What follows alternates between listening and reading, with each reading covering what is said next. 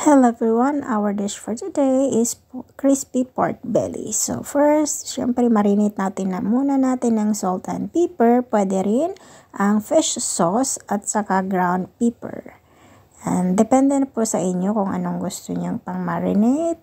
And then, i-ready po natin. Naka-ready na po yung pan natin.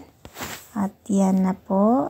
Sisimulan natin pagluto. Wala po munang, hindi ko po muna nilagyan ng oil po para maging dry po muna siya bago ko lagyan ng oil. Ayan na siya.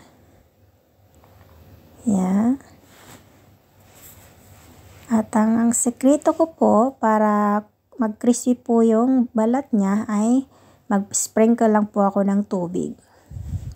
So, yan lang po, ganyan lang po kasimple yung ginagawa ko sa aking crispy pork belly. Thank you so much and God bless everyone.